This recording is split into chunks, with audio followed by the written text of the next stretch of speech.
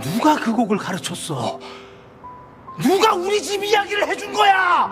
22회 동안 단 한 번도 울린 적 없는 피아노였습니다. 그런데 텅 빈 저택에 그 선율이 흘렀어요. 저도 몰라요. 왜 이 곡을 칠 수 있는지 저도 정말 모른다고요. 이 집에 들어온 가정부 서지우였어요. 배운 적도 없는 그 곡을 한 음도 틀리지 않고 쳤습니다. 그건 세상에 알려진 곡이 아니었어요. 지우는 상처받은 얼굴로 몸을 돌려 저택을 뛰쳐나갔어요. 이야기 시작하기 전에 무료로 할 수 있는 구독과 좋아요 부탁드립니다. 그리고 댓글로 어느 지역에서 함께하고 계신지 알려주세요. 채널을 찾아주신 모든 분들께 깊이 감사드립니다. 아직 해가 다 뜨지 않은 새벽이었어요. 서지우는 높은 담장 앞에 홀로 섰습니다. 굳게 닫힌 철문이 사람을 내려다보는 듯했죠. 지우는 낡은 가방끈을 두 손으로 꼭 쥐었습니다. 손바닥에 땀이 배어 나왔어요. 엄마, 나 잘하고 있는 거 맞지? 지우는 속으로 조용히 물었습니다. 27이 되도록 이런 큰 집은 처음이었죠. 초인종을 누르자 안에서 인기척이 들렸습니다. 잠시 뒤 문이 무겁게 열렸어요. 머리가 희끗한 여자가 지우를 맞았습니다. 올해 이 집에서 일해온 박수님이었죠. 수님은 지우를 위아래로 한번 훑어보았습니다. 그러고는 짧게 고개를 끄덕였어요. 따라와요. 늦으면 안 되니까. 수님의 목소리는 무뚝뚝했습니다. 하지만 앞장서 걷는 걸음은 지우가 따라오기 좋게 느렸어요. 지우는 그 뒷모습을 놓치지 않으려 바짝 붙었습니다. 대리석 복도는 발소리마저 삼켜버릴 만큼 넓었어요. 천장은 까마득히 높았습니다. 커다란 창으로 새벽빛이 스며들었죠. 그런데도 집 안 공기는 이상하리만치 서늘했어요. 온기가 하나도 느껴지지 않았습니다. 지우는 자기도 모르게 어깨를 움츠렸어요. 왜 이렇게 조용하지? 이렇게 큰 집인데 사람 기척이 없었습니다. 웃음소리도 발걸음 소리도 들리지 않았죠. 마치 오래 잠들어 있는 집 같았어요. 수님이 걸음을 멈추고 규칙을 일러주기 시작했습니다.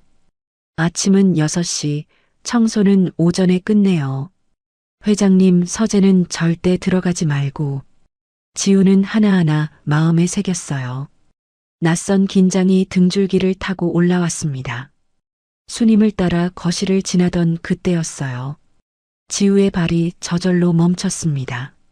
거실 한가운데였습니다. 검은 그랜드 피아노가 놓여 있었어요.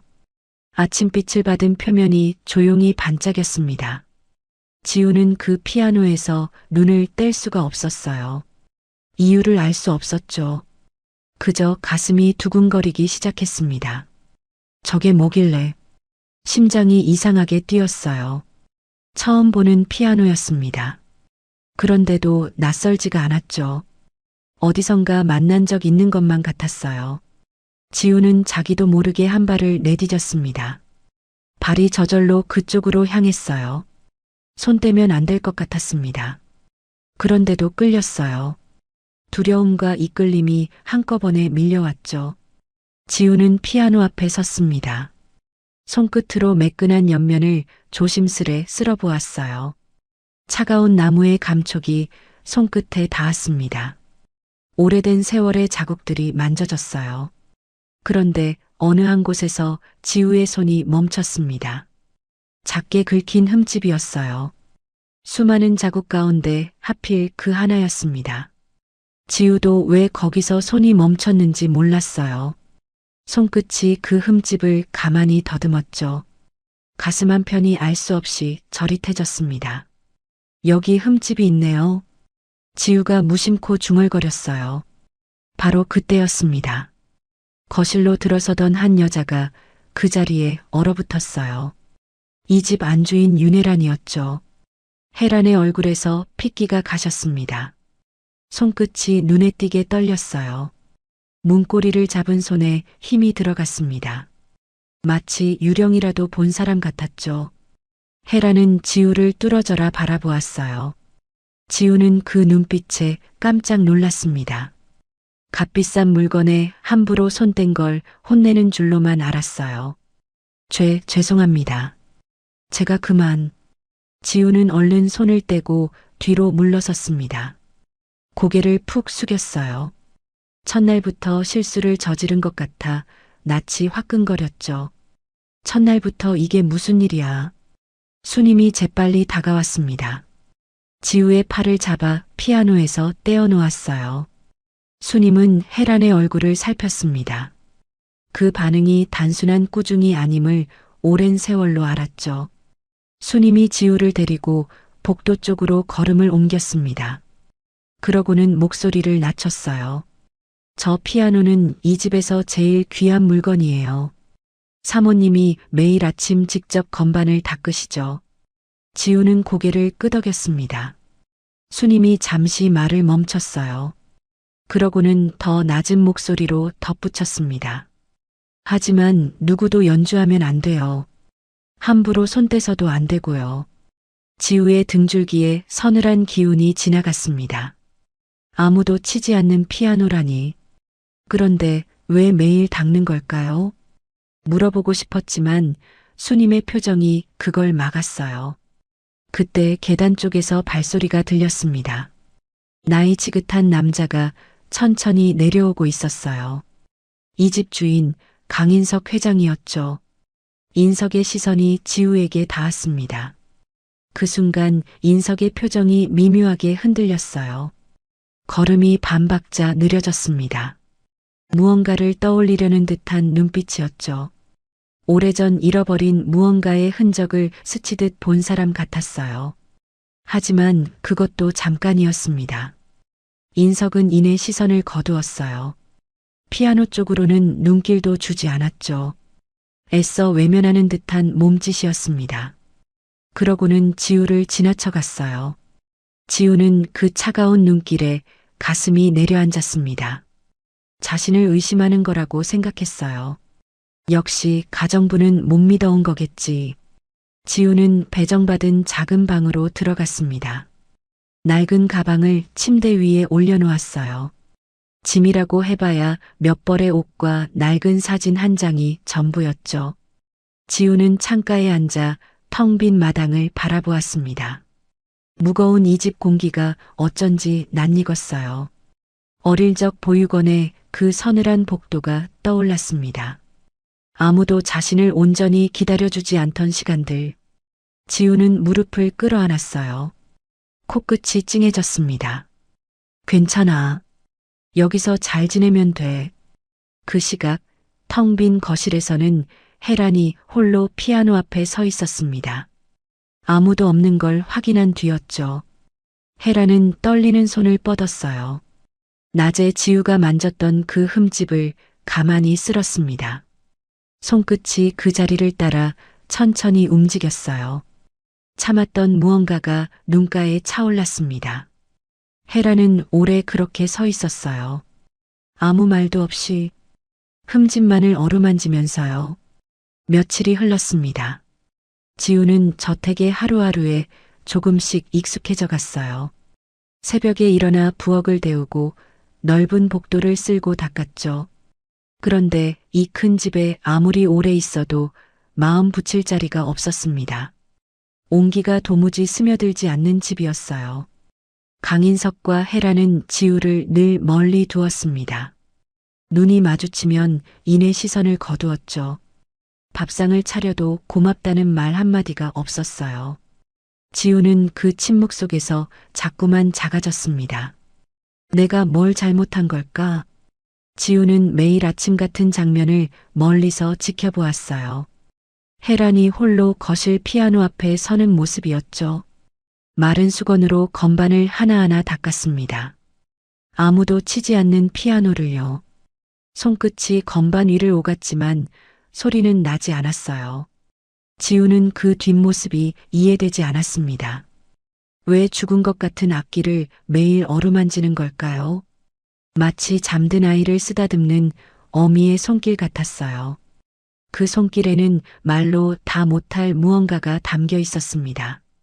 저 피아노가 대체 뭐길래? 지우는 부부의 거리감을 자기 탓으로 돌렸어요. 가정부인 자신을 못 믿어한다고 여겼죠.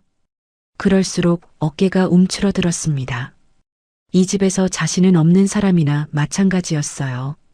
하지만 수님은 알고 있었습니다. 그 냉기가 지우를 향한 게 아니라는 것을요. 수님은 부엌에서 밥을 먹는 지우를 물끄러미 바라보았어요. 그 눈빛에 안쓰러움이 스쳤습니다. 하지만 아무 말도 하지 않았죠. 그러던 어느 저녁이었습니다. 부엌에서 그릇을 정리하던 지우가 조심스레 입을 열었어요. 저기 뭐 좀 여쭤봐도 될까요? 수님이 고개를 들었습니다. 지우는 잠시 망설이다 말을 이었어요. 이 집은 왜 이렇게 공기가 무거울까요? 제가 뭘 잘못한 것 같아서요. 수님의 손이 잠시 멈췄습니다. 오래 묻어둔 이야기를 꺼낼지 말지 고민하는 눈치였어요. 얼마나 시간이 흘렀을까요? 수님이 낮게 한숨을 내쉬었습니다. 지우 씨 탓이 아니에요. 수님은 의자를 끌어당겨 앉았어요. 그러고는 창밖 어둠을 잠시 바라보았습니다. 이 집에는 오래된 상처가 있어요. 22년 전에 이 집 딸이 사라졌지.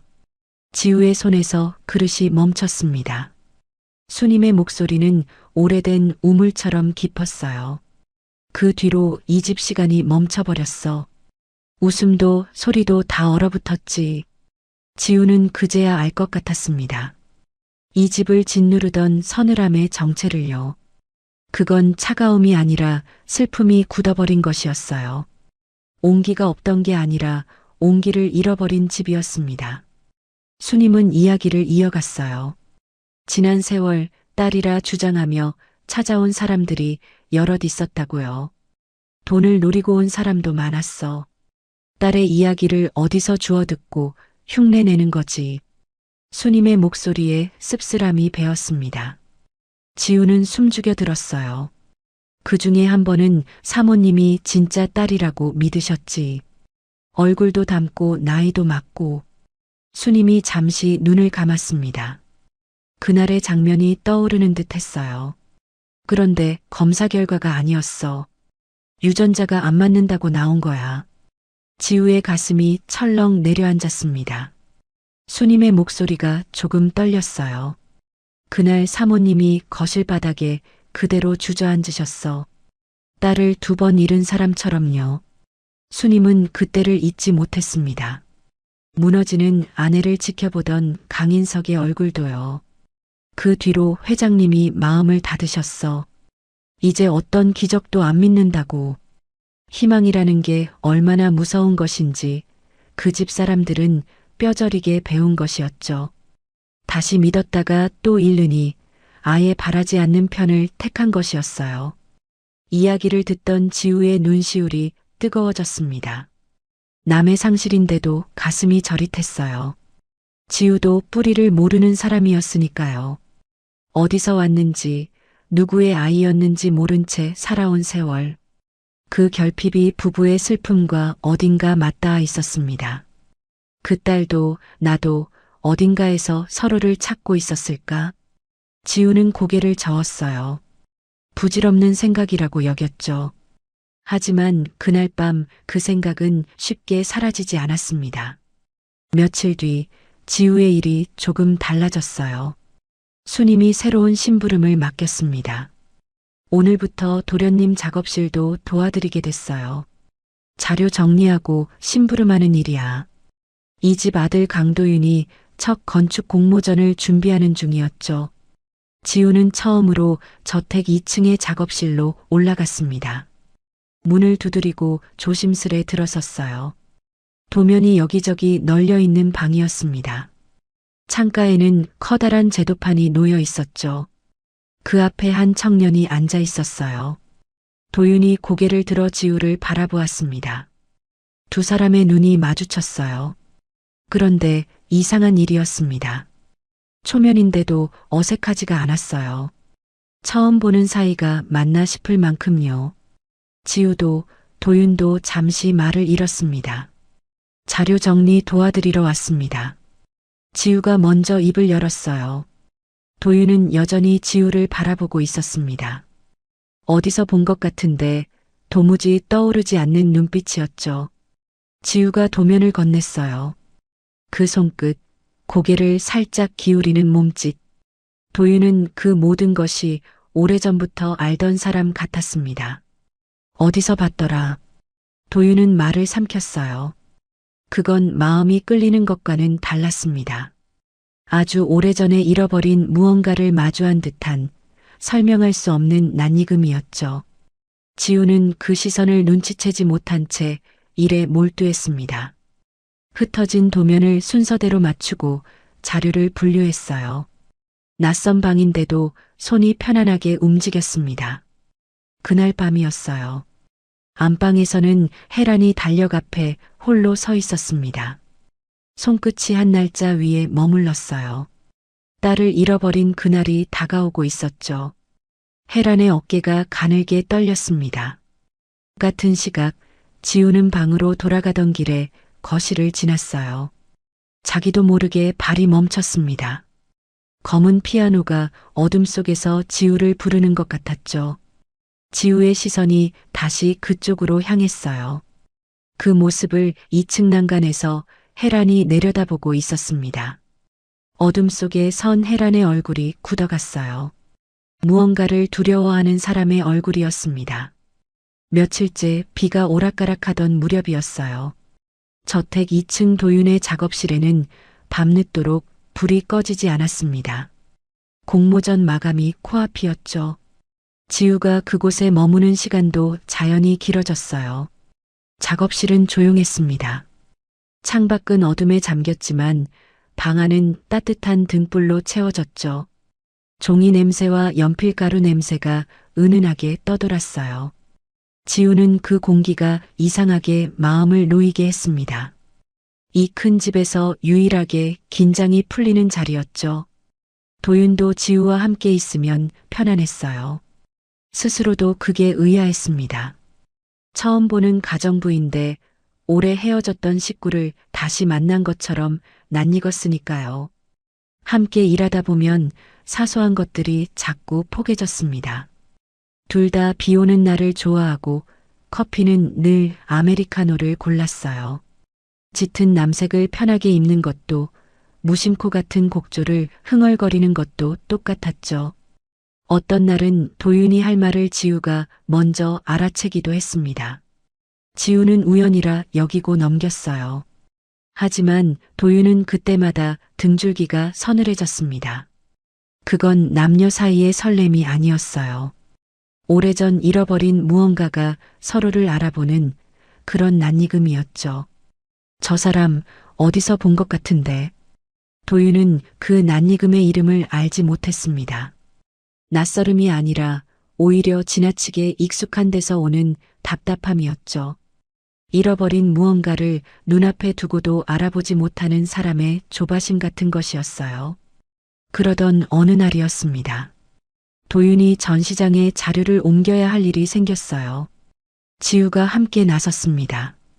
시내 전시장은 사람들로 붐볐어요. 지우는 인파 속에서 조금씩 불안해졌습니다. 사람이 많은 곳이 늘 힘들었어요. 이유는 자신도 몰랐죠. 그저 가슴이 답답하고 손이 자꾸 오므라들었습니다. 지우는 자기도 모르게 손을 움켜쥐었어요. 마치 누군가의 손을 잡으려는 것처럼요. 그 모습을 본 도윤의 가슴이 내려앉았습니다. 이유를 알 수 없는 조바심이 밀려왔어요. 저 사람 곁에 바짝 붙어 있어야 할 것 같은 마음. 놓치면 큰일이 날 것 같은 마음이었죠. 순간 무언가가 스쳐 지나갔습니다. 작은 손이 자신의 손에서 빠져나가던 감각. 손가락 사이로 무언가 미끄러지던 그 느낌이었어요. 도윤은 걸음을 멈췄습니다. 자기 손바닥을 가만히 내려다보았어요. 텅 빈 손이었죠. 그런데 그 빈 손이 오랫동안 무언가를 잃은 채였던 것만 같았습니다. 내가 왜 이러지? 바로 그때였어요. 전시장 한쪽에서 큰 소리가 났습니다. 무거운 짐이 바닥에 떨어진 소리였죠. 사람들이 놀라 돌아보았어요. 그런데 지우의 반응이 남달랐습니다. 지우의 몸이 그 자리에서 굳어버렸어요. 숨이 멎은 사람 같았습니다. 어깨가 잔뜩 움츠러들었죠. 눈동자가 초점을 잃고 흔들렸어요. 마치 오래전 어떤 소리에 갇혀버린 사람 같았습니다. 도윤은 그 모습에서 눈을 뗄 수가 없었어요. 낯선데 낯익었습니다. 저 굳어버린 어깨를, 저 겁먹은 눈빛을 어디선가 본 것만 같았죠. 지켜줘야 한다는 생각이 먼저 몸을 움직였어요. 도윤은 자기도 모르게 지우 곁으로 다가섰습니다. 괜찮아요? 지우가 천천히 정신을 차렸어요. 어색하게 웃으며 고개를 끄덕였죠. 죄송해요. 갑자기 큰 소리가 나면 좀 그래요. 지우의 목소리가 살짝 떨렸습니다. 도윤은 그걸 흉으로 보지 않았어요. 오히려 그 떨림이 자신의 어떤 오래된 상처를 건드리는 것 같았죠. 돌아오는 길, 도윤은 내내 말이 없었습니다. 머릿속에서 무언가를 붙잡으려 애썼어요. 하지만 잡으려 할수록 안개처럼 흩어졌죠. 남는 건 희미한 소리뿐이었습니다. 불꽃이 터지던 소리, 그리고 아이의 울음소리. 그 소리들은 오래전부터 도윤을 따라다녔어요. 어디서 왔는지 모르는 소리들이었죠. 그런데 지우 곁에 있으면 유난히 또렷해졌습니다.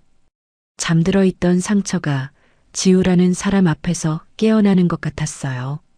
무언가를 놓쳤어. 아주 오래전에. 도윤은 그 상실감의 정체를 알지 못했습니다. 그건 마음을 빼앗기는 감정이 아니라 오래전 책임지지 못한 무언가를 향한 죄책감에 가까웠죠. 저택으로 돌아온 다음 날 아침이었어요. 지우가 거실을 청소하다 다시 그 검은 피아노 앞에 섰습니다. 손대선 안 된다는 걸 알면서도 시선을 뗄 수가 없었죠. 바로 그때 혜란이 거실로 들어섰어요.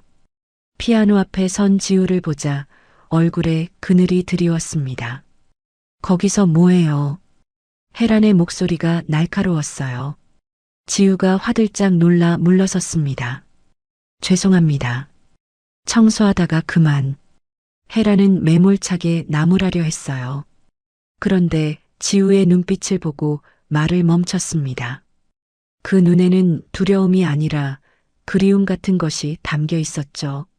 마치 오래 잃어버린 무언가를 바라보는 눈빛이었어요. 혜란의 표정이 무너졌습니다. 화를 내려던 마음이 사라졌어요. 혜란은 잠시 피아노를 바라보았습니다. 그러고는 낮은 목소리로 입을 열었어요. 이 피아노는요, 다시는 울리지 않기로 한 피아노예요. 지우는 그 말의 무게를 온전히 이해하지 못했습니다. 하지만 가슴이 먹먹해졌어요. 그 한마디에 담긴 슬픔이 방 안 공기를 무겁게 눌렀죠. 혜란이 피아노를 어루만졌습니다. 아주 조심스러운 손길이었어요. 남편은 이걸 쳐다보는 것도 힘들어해요. 나도 건반만 닦을 뿐 한 번도 친 적이 없죠. 혜란의 목소리에 오래 삭인 눈물이 배어 있었습니다. 지우는 그제야 알았어요. 왜 아무도 안 치는 피아노를 매일 닦는지를요. 그건 악기가 아니라 무덤이었습니다. 잃어버린 누군가를 매일 어루만지는 자리였죠. 지우는 자신이 왜 이 피아노에 이토록 끌리는지 설명할 수 없었어요. 그게 더 두려웠습니다. 손대선 안 된다는 경고와 억누를 수 없는 이끌림. 그 사이에서 지우의 마음이 흔들렸죠. 대체 이 피아노가 나한테 뭐길래. 그날 밤이었어요. 지우는 방으로 가다 거실 쪽을 지났습니다. 어둠 속에 혜란이 홀로 피아노 앞에 앉아 있었죠. 혜란은 떨리는 손을 건반 위에 얹었어요. 하지만 이내 힘없이 거두었습니다. 차마 누를 수 없는 건반이었어요. 소리를 내는 순간 무너질 것 같았으니까요. 지우는 방문 앞에서 그 뒷모습을 오래 지켜보았습니다. 저 피아노가 대체 무엇을 잃은 자리인지 지우는 묻고 또 물었어요. 하지만 답해줄 사람은 아무도 없었죠. 잠 못 이룬 그 밤, 지우 안에서는 이름 모를 예감 하나가 조용히 자라나고 있었습니다. 계절이 여름의 문턱으로 접어들 무렵이었어요. 저택 안 공기가 하루가 다르게 가라앉았습니다. 지우는 부엌에서 아침을 준비하다 그 변화를 느꼈어요. 강인석과 혜란의 침묵이 유난히 무거워졌죠. 두 사람은 밥상 앞에서도 눈을 마주치지 않았습니다. 무언가 있구나. 지우는 직감했어요. 이 집에 해마다 찾아오는 어떤 날이 가까워진 듯 했죠. 슬픔에도 계절이 있다는 걸 지우는 그 무거운 공기 속에서 배워가고 있었습니다. 그날 오후 지우는 수님과 함께 빨래를 널고 있었어요. 저택 뒤뜰이었습니다. 지우가 조심스레 물었어요. 요즘 두 분 표정이 유난히 어두우세요. 수님이 젖은 빨래를 털다 손을 멈췄습니다. 잠시 하늘을 올려다보았어요. 이맘때가 되면 늘 그래요. 두 분이 어딜 다녀오시거든. 수님의 목소리가 낮게 가라앉았습니다. 딸을 잃어버린 날이 다가오고 있어요. 지우의 손에서 빨래가 멈췄어요. 수님이 천천히 그날의 이야기를 꺼냈습니다. 22년 전 여름 바닷가였어요. 불꽃 축제가 열린 날이었죠. 수님의 눈이 먼 곳을 바라보았습니다. 그날의 장면이 되살아나는 듯 했어요. 사람이 어찌나 많았는지. 그 인파 속에서 5살짜리 딸이 사라졌어요. 지우는 숨을 죽였습니다. 수님이 말을 이었어요. 흔적도 없었어요. 그 넓은 바닷가를 밤새 헤맸지만 회상 속에서 부부가 딸의 이름을 부르며 축제장을 헤매던 모습이 그려졌습니다. 사람들 사이를 밀치고 다니며 목이 쉬도록 이름을 불렀어요. 불꽃은 하늘에서 화려하게 터지는데 두 사람의 세상은 그날 밤 무너져 내렸죠. 아무것도 못 찾고 돌아섰어요. 부모가 자식을 두고 발길을 돌린다는 게 어떤 건지. 수님의 목소리가 갈라졌습니다. 지우는 가슴이 먹먹해졌어요. 자신도 뿌리를 잃은 사람이었으니까요. 두 이야기가 어딘가에서 맞닿는 것 같아 가슴이 시렸습니다. 그날 이후로 매년 그 바닷가를 찾아가세요. 아무 말 없이 한참 앉아 있다 오시죠. 수님은 그게 부부가 딸을 붙잡아두는 유일한 방법이라고 했어요. 무덤도 없는 아이를 매년 그 바닷가에서 만나고 오는 것이었죠. 지우는 그 반복되는 슬픔의 무게에 코끝이 찡했습니다. 며칠 뒤였어요. 지우가 2층 복도를 청소하던 중이었습니다. 늘 잠겨있던 방문 하나가 조금 열려 있었죠. 지우는 무심코 그 안을 들여다보았어요. 발이 그 자리에 얼어붙었습니다. 시간이 멈춘 방이었어요. 작은 침대, 벽에 걸린 어린아이 옷들. 먼지 하나 없이 정갈했지만 온기는 사라진 지 오래였습니다. 22년 전 모습 그대로 보존된 딸의 방이었죠. 지우는 문턱을 넘지 못한 채 서 있었어요. 방 안 공기가 서늘했습니다. 마치 잠든 아이가 곧 돌아올 것처럼 모든 게 제자리에 놓여 있었죠. 하지만 그 아이는 22년째 돌아오지 않았습니다. 작은 신발 한 켤레가 침대 밑에 가지런했어요. 벽에는 아이가 그린 서툰 그림들이 붙어 있었습니다. 지우는 그 물건들에서 부부의 멈추지 못한 그리움을 읽었어요. 버리지 못한 것이 아니라 버리는 순간 아이를 정말로 잃는 것이었죠. 지우의 눈시울이 뜨거워졌습니다. 자신도 모르게 눈물이 차올랐어요. 이 방 주인은 지금 어디에 있을까? 지우는 그 방을 오래 바라보았습니다. 낯선 아이의 방인데도 가슴 한구석이 저릿했어요. 마치 자신이 아주 오래전에 알던 공간 같았죠. 그때 뒤에서 인기척이 났습니다. 수님이었어요. 수님이 조용히 방문을 닫았습니다. 여긴 아무도 안 들어와요. 수님의 목소리가 조심스러웠어요. 그러고는 잠시 망설이다 덧붙였습니다. 저 아이가요, 그 검은 피아노를 제일 좋아했어요. 지우의 가슴이 내려앉았습니다. 수님이 말을 이었어요. 매일 아침 그 앞에 앉아서 뭔가를 치곤 했죠. 그게 그렇게 예뻤는데 피아노와 잃어버린 딸이 하나로 이어졌습니다. 지우의 머릿속에 서늘한 실마리가 스쳤어요. 왜 아무도 안 치는 피아노를 매일 닦는지, 왜 그 앞에만 서면 온 집안이 얼어붙는지, 모든 것이 하나의 이름으로 모이고 있었죠. 그날 밤 지우는 잠을 이루지 못했습니다.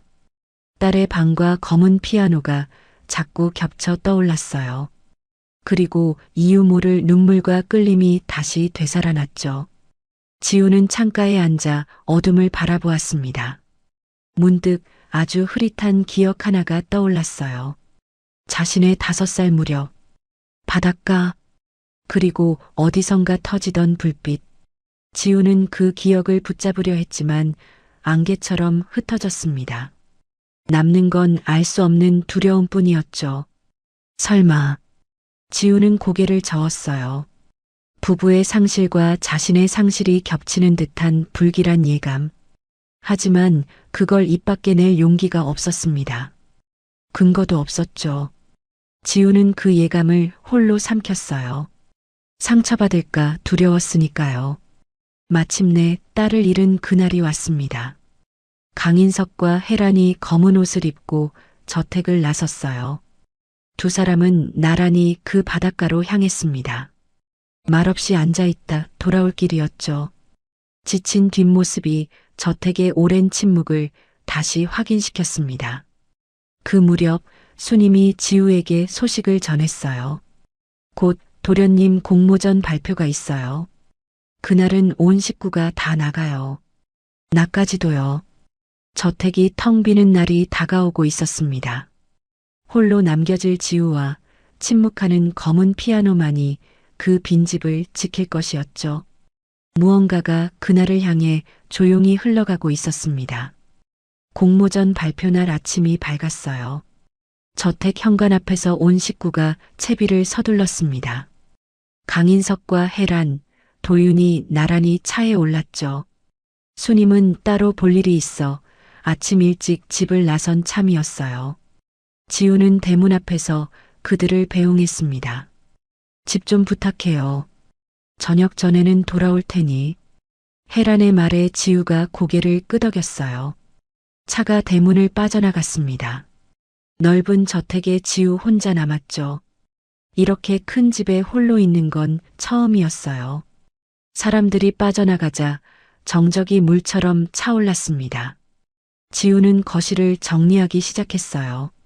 소파의 방석을 매만지고 탁자를 닦았죠. 그런데 손은 움직이는데 자꾸 시선이 한 곳으로 향했습니다. 거실 한가운데 놓인 검은 피아노였어요. 바로 그때였습니다. 걸레를 쥔 지우의 손이 멈췄어요. 아무도 없는 집, 오직 지우와 피아노만 남은 정적이 무겁게 내려앉았죠.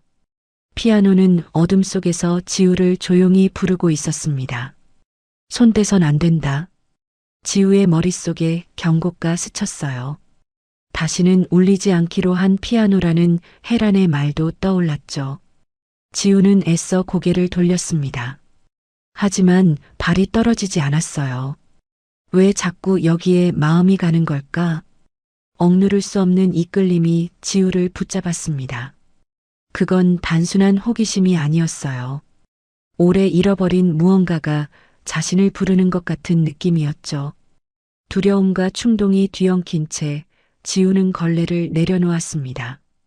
발이 저절로 피아노 쪽으로 향했어요. 지우는 피아노 앞에 섰습니다. 떨리는 손으로 뚜껑을 열었어요. 하얀 건반들이 오래된 잠에서 깨어나듯 모습을 드러냈습니다. 지우는 그 위에 조심스레 손을 올렸어요. 바로 그 순간이었습니다. 이유도 모른 채 눈물이 흘렀어요. 뺨을 타고 흘러내리는 눈물을 지우는 닦을 생각도 하지 못했죠. 무언가 아주 오래된 것이 가슴 깊은 곳에서 올라왔습니다. 그리고 손가락이 움직이기 시작했어요. 배운 적 없는 곡이었습니다. 드뷔시의 달빛. 지우는 그 곡의 이름도 몰랐어요. 악보도 순서도 알지 못했죠. 그런데 손가락이 저절로 다음 건반을 찾아갔습니다. 마치 손이 머리보다 먼저 기억하고 있는 것처럼요. 그런데 그 달빛은 흔히 아는 곡과 어딘가 달랐어요.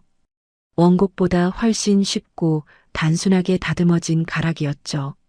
마치 어린아이도 칠 수 있게 누군가 손수 바꿔놓은 것 같았습니다.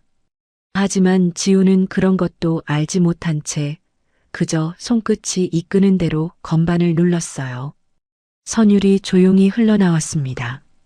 오래 잠겨있던 피아노가 22회 만에 숨을 쉬었어요. 그 소리는 텅 빈 저택의 벽을 타고 번져갔죠. 지우 자신조차 이 상황을 이해하지 못한 채 곡에 빨려 들어갔습니다. 한음한 음이 손끝에서 자연스럽게 피어났어요. 오래전부터 수없이 연주했던 사람처럼요. 지우의 눈물은 멈추지 않았습니다. 이 곡이 왜 이토록 서러운지 지우는 알 수 없었죠. 그저 몸이 기억하는 슬픔이 손끝을 타고 흘러나왔어요. 그 무렵이었습니다.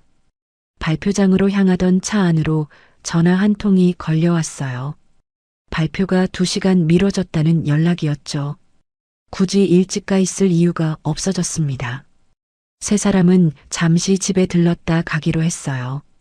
차가 방향을 돌렸습니다. 얼마 지나지 않아 강인석과 혜란, 도윤이 다시 저택으로 들어섰어요. 세 사람이 현관문을 열던 그때였습니다. 거실에서 흘러나오는 피아노 소리가 그들을 붙들었어요. 세 사람의 걸음이 그 자리에 얼어붙었습니다. 22회 동안 이 집에서 한 번도 울린 적 없는 소리였죠. 혜란의 얼굴이 하얗게 질렸어요. 첫 소절을 듣는 순간 온몸이 굳어버렸습니다. 그건 딸이 매일 아침 치던 바로 그 곡이었으니까요. 세상에 널리 알려진 드뷔시의 달빛이 아니었어요. 어린 딸의 작은 손으로도 칠 수 있게 혜란이 직접 쉽게 바꿔 가르친 그 편곡이었습니다. 혜란은 몇 걸음 옮기다 그 자리에 주저앉았어요. 다리에 힘이 풀린 것이었죠.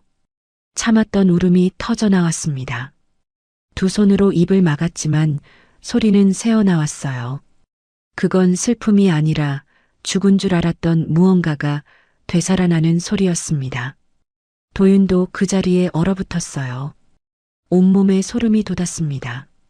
오래전 안개 낀 바닷가에서 들려오던 그 피아노 소리, 꿈속에서만 들리던 그 선율이 눈앞에서 되살아난 것 같았죠. 도윤은 숨을 쉴 수가 없었어요. 저 소리를 나는 알아. 아주 오래전부터. 강인석의 얼굴도 무너지기 직전이었습니다. 하지만 그는 무너지는 대신 앞으로 뛰쳐나갔어요. 거실로 달려간 인석이 피아노 뚜껑을 3개 닫았습니다. 선율이 뚝 끊겼어요. 지우가 놀라 손을 뺐습니다. 인석이 지우를 향해 소리쳤어요. 누가 그 곡을 가르쳤어? 누가 우리 집 이야기를 해준 거야? 인석의 목소리가 거칠게 떨렸습니다. 그건 지우를 향한 미움이 아니었어요.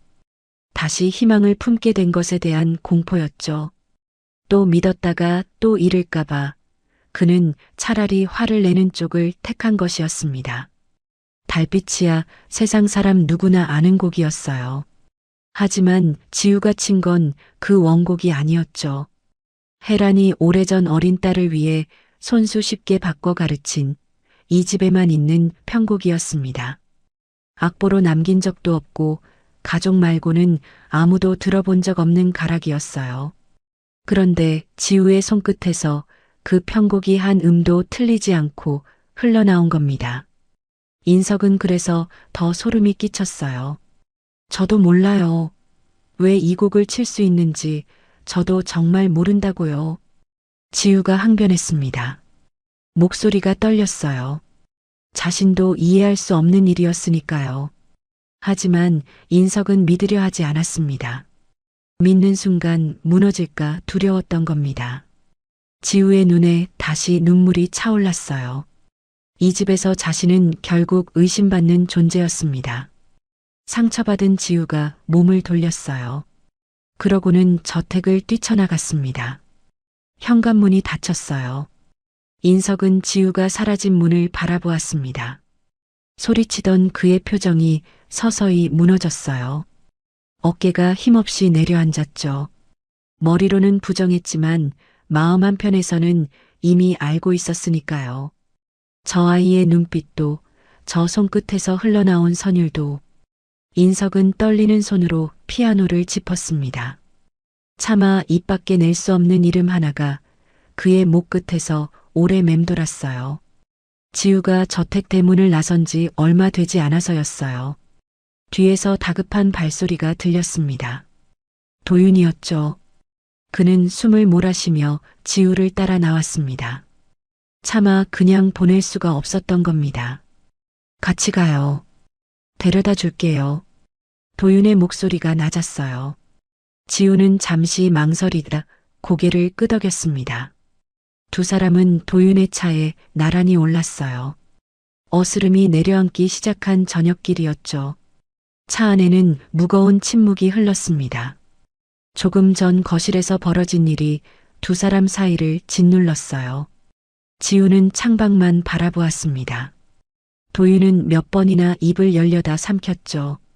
무슨 말을 어떻게 꺼내야 할지 알 수 없었어요. 얼마나 달렸을까요? 도윤이 마침내 조심스레 입을 열었습니다. 저기 이상하게 들릴지 모르지만. 지우가 고개를 돌렸어요. 도윤이 앞을 보며 말을 이었습니다. 저 요즘 자꾸 같은 꿈을 꿔요. 오래전부터요. 지우의 어깨가 살짝 굳었습니다. 도윤이 천천히 이야기했어요. 안개 낀 바닷가예요. 어디선가 피아노 소리가 들리고 지우의 숨이 멎었습니다. 도윤이 말을 계속했어요. 그 소리 나는 쪽으로 다가가려 하면 갑자기 불꽃이 터져요. 지우의 손끝이 떨리기 시작했습니다. 자신도 똑같은 꿈을 오래 꿔왔으니까요. 안개, 바닷가, 피아노 소리, 그리고 불꽃. 지우는 목소리를 겨우 눌렀어요. 저도 그 꿈을 꿔요. 도윤이 놀라 지우를 바라보았습니다. 지우가 떨리는 목소리로 이었어요. 불꽃이 터지고 나면 누군가 손을 잡으려는 순간에 잠에서 깨어. 두 사람은 서로를 바라보았습니다. 소름 끼치는 일치였어요. 마치 같은 방을 서로 다른 창으로 들여다본 사람들 같았죠. 우연이라 넘기기엔 너무 많은 것이 맞아떨어졌습니다. 그런데 결정적인 차이가 있었어요. 지우가 먼저 말했습니다. 제 꿈에선요, 얼굴 없는 아이가 저한테 손을 내밀어요. 도윤의 표정이 굳었어요.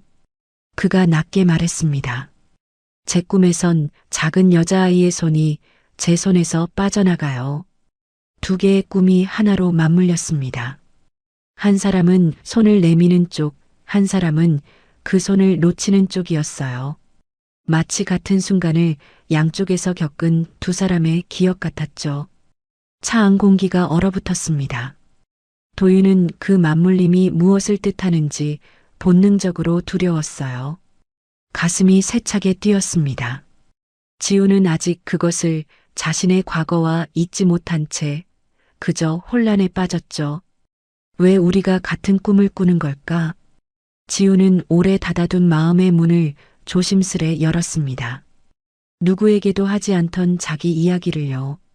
어쩌면 지금 이 순간이 아니면 영영 못할 것 같았어요. 저는요, 사실 부모님이 누군지 몰라요. 지우가 조용히 말했습니다. 도윤이 숨죽여 들었어요. 5살 무렵에 가족을 잃어버렸어요. 여름 바닷가 축제에서요. 도윤의 손이 운전대를 꽉 쥐었습니다. 지우는 창밖 어둠을 바라보며 말을 이었어요. 축제가 끝난 밤에 행사장에서 한참 떨어진 곳에서 혼자 발견됐대요. 지우의 목소리가 가늘게 떨렸습니다. 그런데 너무 놀랐던 탓인지 제 이름이 지우라는 것 말곤 아무것도 말하지 못했어요. 부모님 이름도 집이 어딘지도요. 그 어린 5살이 얼마나 무서웠을까요? 세상에 홀로 던져진 아이는 자기 이름 하나만 손에 꼭 쥔 채 떨고 있었던 겁니다. 그게 지우가 세상에 남긴 유일한 흔적이었어요. 그래서 임시보호소에 있다가 아동보호시설로 옮겨졌어요. 끝까지 가족은 못 찾았죠. 지우의 눈가가 붉어졌습니다. 도윤은 아무 말도 하지 못했어요. 지우가 옅게 웃으며 덧붙였습니다. 그러다 몇 년 뒤에 봉사 오시던 한 분을 만났어요. 한명자 씨라고. 지우의 목소리에 처음으로 온기가 스쳤어요. 처음엔 저도 마음을 안 열었는데 그분한테만은 조금씩 다가가게 됐어요. 오랜 시간이 걸려서 정식으로 가족이 됐죠.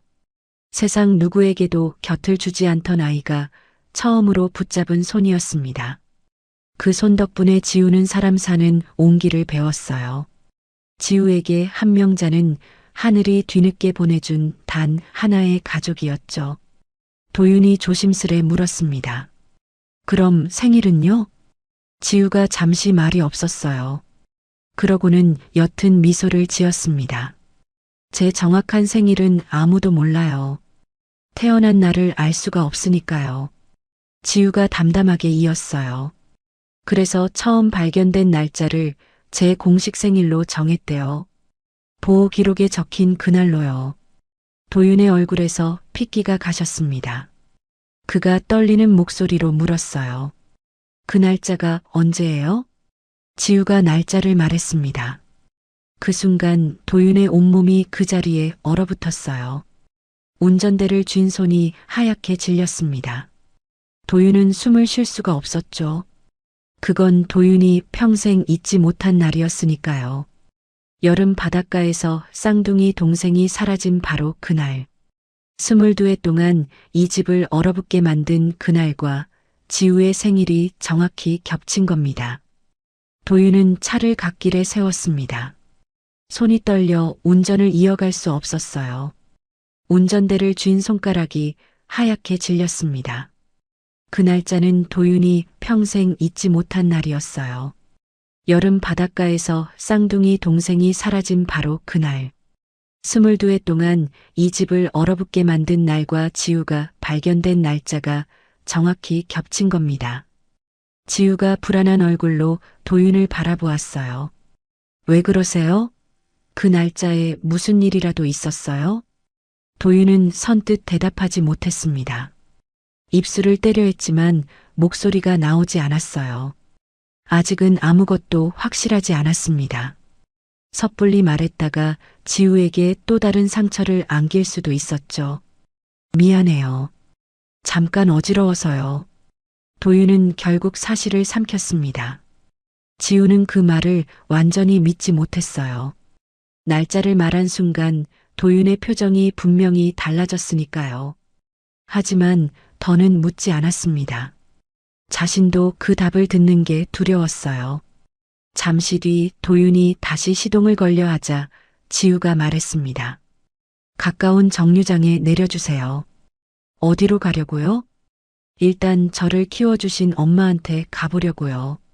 저택에는 돌아가기 힘들 것 같아요. 지우의 목소리는 담담했지만 그 안에는 감추지 못한 상처가 묻어 있었습니다. 강인석이 자신을 몰아세우던 목소리가 아직도 귓가에 남아 있었어요. 도윤은 곧바로 대답하지 못했습니다. 아버지가 두려움 때문에 그랬다는 걸 알고 있었지만 그렇다고 지우가 받은 상처까지 없던 일이 되는 건 아니었죠. 아버지가 잘못했어요. 도윤이 낮게 말했습니다. 지우 씨가 아무것도 모르고 있었다는 건 제가 알아요. 지우의 눈빛이 흔들렸습니다. 그 집에서 처음으로 자신의 말을 믿어주는 사람이 있다는 사실이 가슴을 건드렸어요.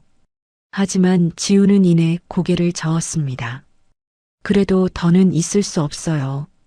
오늘 당장 결정하지는 말아요. 도윤의 목소리가 다급해졌습니다. 방에 짐도 그대로 있고 작업실 자료도 아직 정리가 끝나지 않았잖아요. 맡은 일까지만 마치고 가도 늦지 않아요. 지우는 창밖으로 시선을 돌렸습니다. 도윤의 말이 틀리지는 않았어요. 아무 말 없이 도망치듯 떠나고 싶지도 않았습니다. 무엇보다 피아노 앞에서 일어난 일을 자신도 이해할 수 없었죠. 왜 자신이 그 곡을 알고 있었는지 그 답이 자꾸 마음에 걸렸습니다. 회장님과는 마주치고 싶지 않아요. 제가 그렇게 할게요. 며칠만이에요. 맡은 일 정리하고 짐 챙길 때까지만 있을게요. 도윤이 천천히 고개를 끄덕였습니다. 그렇게 해요. 차는 다시 도로 위로 나아갔습니다. 잠시 뒤 갈림길이 나타났어요. 한쪽은 지우가 가려던 정류장으로 향하는 길이었고 다른 한쪽은 저택으로 돌아가는 길이었습니다. 도윤은 말없이 방향을 틀었습니다. 늦은 밤 두 사람을 태운 차가 다시 저택 안으로 들어섰어요. 지우는 누구와도 마주치지 않은 채 곧장 자신의 방으로 향했습니다. 돌아오기는 했지만 마음까지 돌아온 것은 아니었죠. 지우는 맡은 일을 마치면 이 집을 떠날 생각이었습니다. 하지만 도윤은 알고 있었어요. 지우가 조금 전 말한 날짜를 확인하기 전까지는 이제 아무 일도 없었던 때로 돌아갈 수 없다는 것을요. 그날 밤 지우가 돌아왔다는 소식을 들은 뒤에도 강인석과 혜라는 방문을 나서지 못했습니다. 지우를 붙잡고 무슨 말을 해야 할지 알 수 없었어요. 대신 두 사람은 저택 2층으로 향했습니다. 그곳에는 오래 잠겨있던 방문 하나가 있었어요. 22회째 그대로 보존해온 딸의 방이었죠. 낮에 들은 피아노 소리가 두 사람을 이 방으로 이끈 것이었습니다. 방 안의 시간은 여전히 22년 전 그날에 멈춰 있었어요. 혜란이 먼저 방으로 들어섰습니다. 그러고는 작은 침대 곁에 무너지듯 주저앉았어요. 침대 위에는 손바닥만 한 장난감 피아노가 놓여 있었죠. 딸이 늘 안고 다니던 물건이었습니다. 혜란은 그것을 두 팔로 끌어안았어요. 참았던 울음이 터져 나왔습니다. 혜란의 어깨가 크게 흔들렸어요. 강인석은 아무 말 없이 그 곁을 지켰습니다. 그도 감정을 억누르느라 턱이 굳어 있었죠. 두 사람은 각자의 방식으로 무너지고 있었어요. 얼마나 시간이 흘렀을까요? 흐느끼던 혜란이 문득 고개를 들었습니다. 무언가가 떠오른 눈빛이었어요. 그건 거실 피아노 옆면에 난 오래된 흠집이었습니다. 여보, 그 흠집 기억나요? 혜란의 목소리가 젖어 있었어요. 오래 잊고 있던 기억의 실이 천천히 풀려나왔습니다. 그날은 아이들이 아직 저택을 뛰어다니던 시절이었어요. 어린 도윤에게는 아끼던 장난감 자동차가 하나 있었죠. 빨간색 작은 자동차였습니다. 도윤은 그걸 늘 손에서 놓지 않았어요. 그런데 어느 날 어린 딸이 오빠의 자동차를 몰래 가져갔습니다. 그러고는 거실 피아노 옆면을 따라 그것을 굴렸어요. 반짝이는 검은 표면이 길처럼 보였던 모양이었죠. 그러다 그만 바퀴가 옆면을 긁고 말았습니다. 작은 흠집이 남았어요. 놀란 부모가 소리를 듣고 달려왔습니다. 그런데 그때였어요. 어린 도윤이 앞으로 나섰습니다. 제가 그랬어요. 제가 굴리다가 도윤이 거짓말을 했어요. 동생이 혼날까 봐서였죠. 5살 오빠가 할 수 있는 가장 큰 용기였습니다. 그런데 그 순간 어린 딸이 울음을 터뜨렸어요. 아니에요. 내가 그랬어요. 오빠 아니야. 어린 딸은 오빠가 대신 혼나는 걸 견디지 못했습니다. 눈물 범벅이 된 채 자기가 한 일이라 고백했어요. 서로를 감싸려던 두 아이가 나란히 울던 그날, 부부는 그만 웃음이 나서 아무도 혼내지 못했습니다. 그 기억을 떠올린 혜란의 눈에서 눈물이 쏟아졌어요.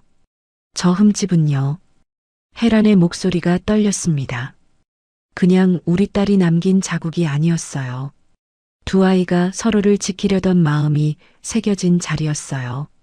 강인석의 눈시울도 붉어졌습니다. 그 작은 흠집 하나에 두 아이의 여린 마음이 담겨 있었던 겁니다. 세월이 흘러도 지워지지 않은 남매의 사랑이 남긴 흔적이었죠. 그런데 바로 그 순간 혜란의 가슴이 철렁 내려앉았어요. 무언가가 떠오른 겁니다. 여보, 그 아이가... 혜란의 목소리가 갈라졌습니다. 첫날에 그 많은 자국 중에서 하필 그 흠집을 만졌어요. 강인석의 얼굴이 굳었어요. 그날의 장면이 다시 떠올랐습니다. 지우가 수많은 세월의 자국 가운데 정확히 그 흠집에서 손을 멈추던 모습, 그때는 우연이라 넘겼던 순간이었죠. 하지만 지금은 전혀 다른 무게로 되살아났어요. 두 사람은 한동안 아무 말도 하지 못했습니다. 한편 그 시각 도윤은 자기 방에서 홀로 앉아 있었어요. 지우의 이야기를 들은 뒤부터 이상한 일이 벌어졌습니다. 안개처럼 흩어져 있던 그날의 기억들이 하나둘 형태를 갖추기 시작한 겁니다. 도윤은 눈을 감았어요. 22해 전 그 여름 바닷가가 떠올랐습니다.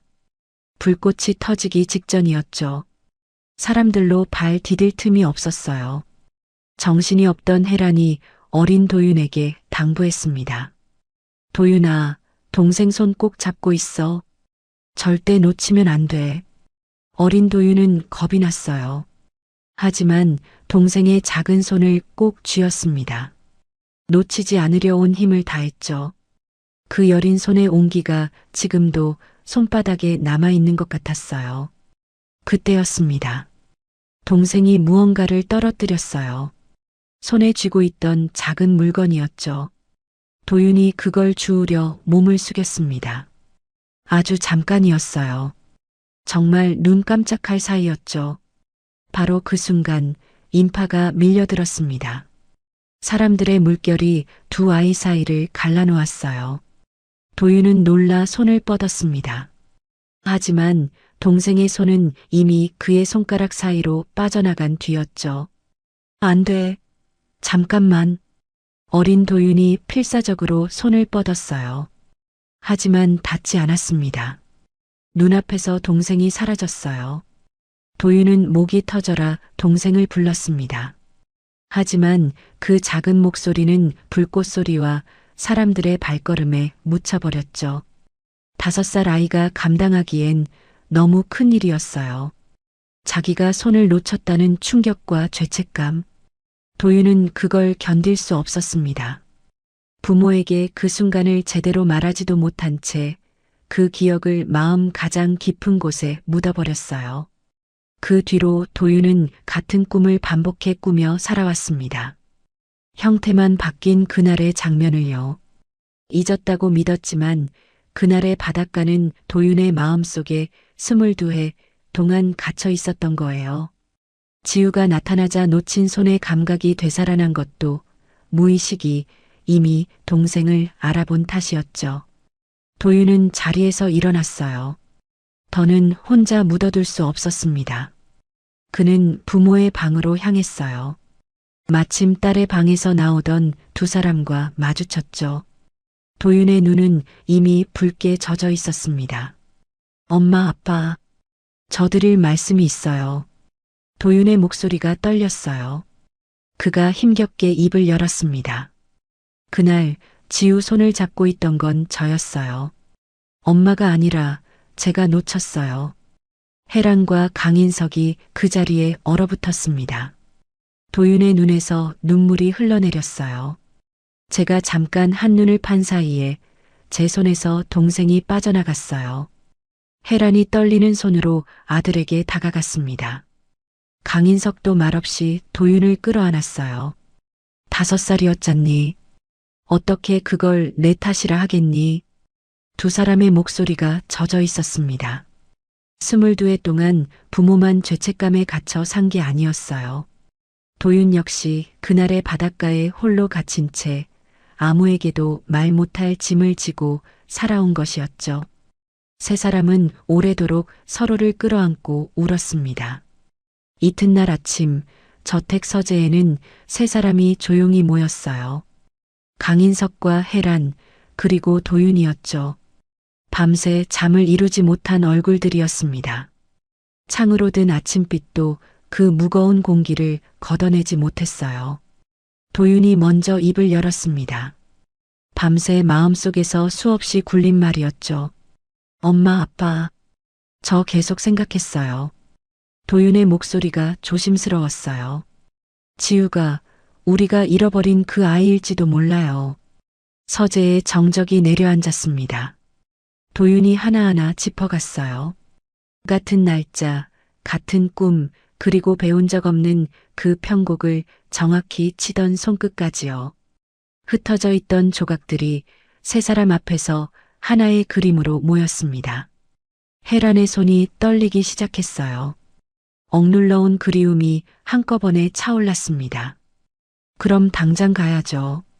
지금 당장 그 아이한테. 혜란이 자리에서 일어서려 했어요. 22해를 기다린 마음이 더는 참지 못한 겁니다. 그런데 강인석이 그런 아내의 팔을 붙잡았습니다. 잠깐만 기다려요. 인석의 목소리가 낮았어요. 혜란이 그를 돌아보았습니다. 왜요? 우리 딸일지도 모른다잖아요. 혜란의 눈에 물기가 어렸어요. 인석은 잠시 눈을 감았습니다. 그의 얼굴에 오래된 두려움이 스쳤죠. 또 아니면요. 인석의 목소리가 갈라졌어요. 또 우리 딸이 아니면 당신 그때처럼 무너질 거요. 나는 그걸 또 볼 자신이 없어요. 인석이 지우를 의심해서 하는 말이 아니었습니다. 그는 아내와 아들이 다시 부서지는 게 두려웠어요. 희망을 품었다 잃는 고통을 그는 뼈에 사무치게 알고 있었으니까요. 차라리 바라지 않는 편이 낫다고 그렇게 자신을 지켜온 사람이었죠. 도윤도 말이 없었어요. 되찾은 기억으로 거의 확신하면서도 섣불리 밀어붙이기가 두려웠습니다. 만약 자신이 틀렸다면, 그래서 부모가 또 무너진다면, 도윤은 확신과 두려움 사이에서 흔들렸어요. 한참을 말없이 앉아있던 강인석이 마침내 입을 열었습니다. 확인해 봅시다. 조용히. 인석의 목소리가 무거웠어요. 섣불리 그 아이한테 말하기 전에 먼저 확실히 알아야 해요. 인석은 홀로 결단을 내렸습니다. 지우가 쓰던 물건에서 흔적을 얻어 아무도 모르게 유전자 검사를 맡기기로 한 거예요. 딸일지도 모르는 아이의 동의도 구하지 않고서요. 그날 오후 인석은 부엌으로 갔습니다. 지우가 쓰고 놓아둔 물컵 하나가 개수대 옆에 있었어요. 인석은 그것을 조심스레 집어들었습니다. 손끝이 미세하게 떨렸어요. 내가 지금 뭘 하는 건가? 인석은 스스로가 부끄러웠습니다. 딸일지도 모르는 아이를 이렇게 몰래 검사한다는 게요. 하지만 다른 방법이 없었어요. 확인 없이 마음을 열었다간 온 가족이 또 벼랑 끝에 서게 될 테니까요. 그게 그가 가족을 지키는 방식이었습니다. 컵은 조용히 검사소로 보내졌어요. 그리고 결과를 기다리는 일주일이 시작됐습니다. 겉으로 저택은 평온해 보였어요. 하지만 그 아래로는 저마다의 긴장이 팽팽하게 흘렀죠. 강인석은 그 일주일 동안 지우를 일부러 더 차갑게 대했습니다. 눈도 잘 마주치지 않았어요. 말도 짧게 끊었죠. 지우가 다가오면 슬며시 자리를 피했습니다. 지우는 그 냉대를 앞선 피아노 일탓이라 여겼어요. 진짜 이유는 알지 못했죠. 역시 그날 일로 미움을 산 거야. 지우는 점점 더 위축됐습니다. 이 집을 떠나야 하나 진지하게 고민했어요. 그런데 인석의 차가움 뒤에는 지우가 알 수 없는 사정이 숨어 있었죠. 정말 딸이라면 그는 돌아온 아이를 또 밀어내는 것이었어요. 딸이 아니라면 가족은 똑같은 상실을 겪는 것이었죠. 어느 쪽도 감당할 자신이 없어서 인석은 차라리 벽을 세운 겁니다. 혜란은 또 달랐습니다. 그녀는 지우를 마주칠 때마다 눈물을 삼켰어요. 애써 태어난 척했지만 자꾸만 시선이 지우에게 머물렀죠. 어느 날은 지우가 마당에서 빨래를 넣는 모습을 창가에서 오래 지켜보았습니다. 저 아이가 정말 내 딸이라면 헤라는 당장 달려가 안고 싶었어요. 하지만 그럴 수 없었습니다. 아직 아무것도 확실하지 않았으니까요. 어미로서 곁에 두고도 안아주지 못하는 고통을 헤라는 홀로 견뎠어요. 그건 22해 전 딸을 놓친 것만큼이나 아픈 일이었죠. 도윤은 죄책감과 확신 사이를 오갔습니다. 지우를 마주할 때마다 목이 맸어요. 정말 내 동생이라면 그 생각만으로도 가슴이 미어졌죠. 그는 초조하게 결과를 기다렸습니다. 지우는 집안의 미묘한 변화를 감지했어요. 자신을 향한 시선들이 예전과 달라진 겁니다. 어떤 눈길엔 미움이 아니라 알 수 없는 애틋함 같은 것이 담겨 있었어요. 지우는 그 정체를 알지 못한 채 그저 불안하기만 했습니다. 이 집 사람들 왜 이렇게 나를 이상하게 볼까? 지우는 밤마다 뒤척였어요. 이 낯선 공기의 정체를 알 수 없었으니까요. 떠나야 할지 남아야 할지 마음이 갈피를 잡지 못했습니다. 그렇게 길고 긴 일주일이 흘렀어요. 마침내 그날이 왔습니다. 검사 결과지가 저택에 도착한 거예요. 우편함에서 봉투를 꺼내든 강인석의 손이 굳었습니다. 그는 봉투를 들고 서재로 향했어요. 해란과 도윤이 조용히 그 뒤를 따랐습니다. 세 사람은 봉투를 앞에 두고 마주 앉았어요. 이 얇은 종이 한 장에 22해의 세월이 담겨 있었죠. 해란의 손이 떨렸습니다. 도윤은 숨을 죽였어요. 강인석은 봉투를 쥔 채 한참을 움직이지 못했습니다. 이 봉투를 여는 순간 모든 것이 결정될 터였어요. 잃어버린 딸을 되찾을지 또 한 번 벼랑 아래로 떨어질지 세 사람의 시선이 봉투 한 장에 모였습니다. 방 안에는 숨소리조차 들리지 않았어요. 결과를 확인하기 직전 그 팽팽한 정적 속에서 시간이 멈춘 듯 했습니다. 떨리는 손이 마침내 봉투를 뜯었어요. 강인석은 결과지를 천천히 펼쳤습니다. 서재의 공기가 숨을 멈춘 듯 했죠. 그의 눈이 한 줄의 숫자에 가서 멎었습니다. 친자 확률 99.99% 일치. 강인석은 한동안 아무 말도 하지 못했어요. 종이를 쥔 손이 부들부들 떨렸습니다. 그토록 기다렸던 딸이 이미 이 집안에 들어와 있었던 겁니다. 그런데 자신은 그 아이를 알아보고도 두려움 때문에 밀어냈던 거예요. 내가 무슨 짓을 한 건가? 인석의 눈에서 뜨거운 것이 차올랐습니다. 지난 나날들이 하나하나 죄가 되어 그를 짓눌렀어요. 차갑게 굴던 순간마다 그는 돌아온 딸에게 상처를 주고 있었던 거죠. 해란이 결과지를 받아들고는 입을 틀어막았습니다. 도윤도 그 자리에 주저앉았어요. 그날 저녁 강인석은 지우를 거실로 불렀습니다. 온 가족이 모인 자리였어요.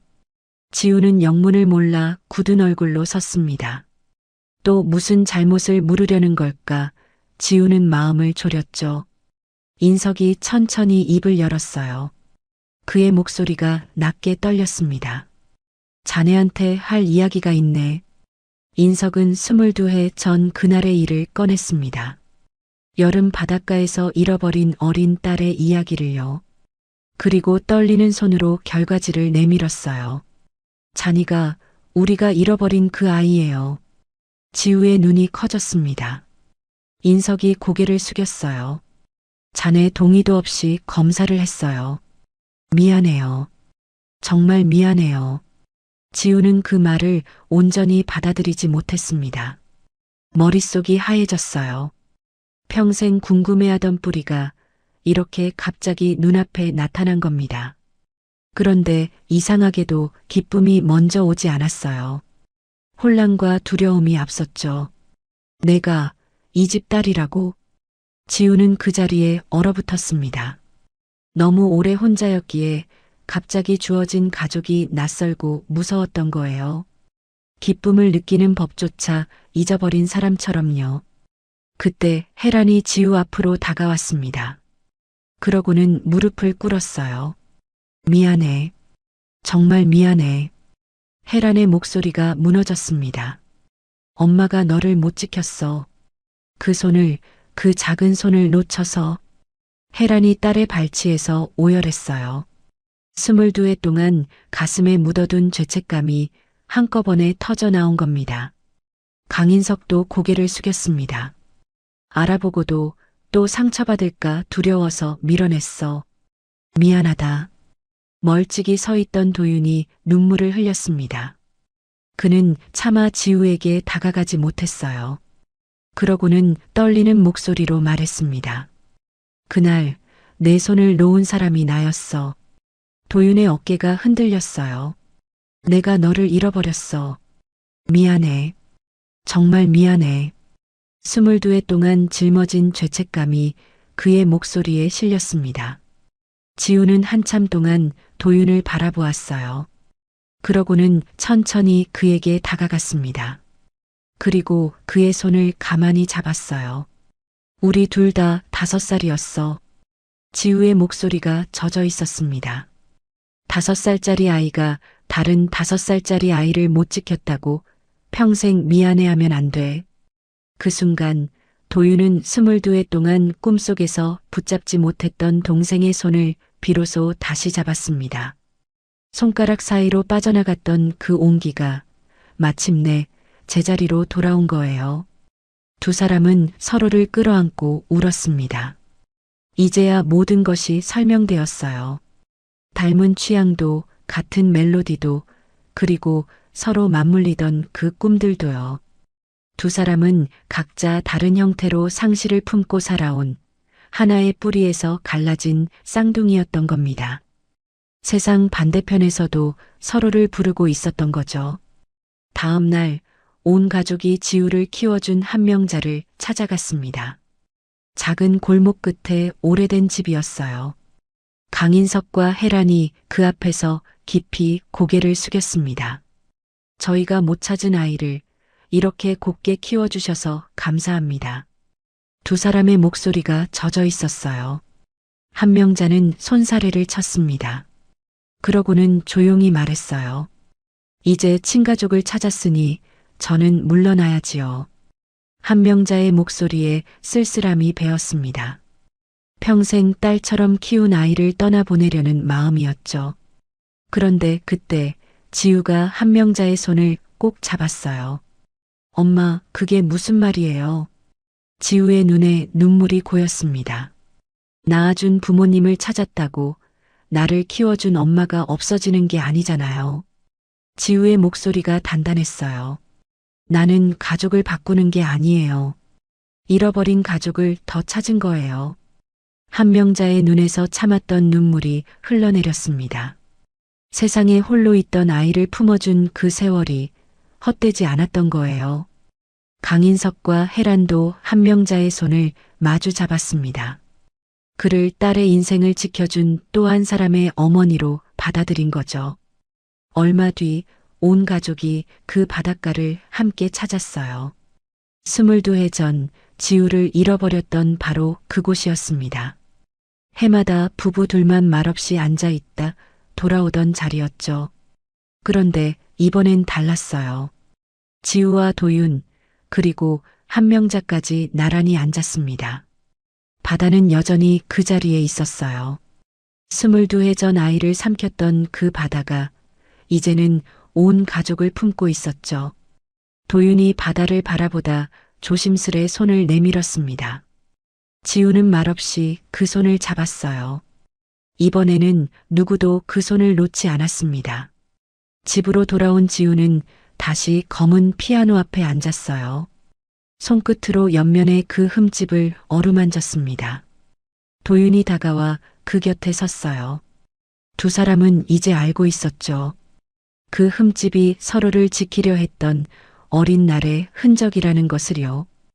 지우가 건반 위에 손을 올렸습니다. 이번엔 두렵지 않았어요. 달빛의 선율이 다시 거실에 번졌습니다. 헤라는 눈물을 흘렸어요. 하지만 이번엔 피아노 뚜껑을 닫지 않았습니다. 강인석도 피아노를 외면하지 않았어요. 딸의 연주를 끝까지 바라보았죠. 22회 동안 침묵하던 피아노가 마침내 다시 노래했습니다.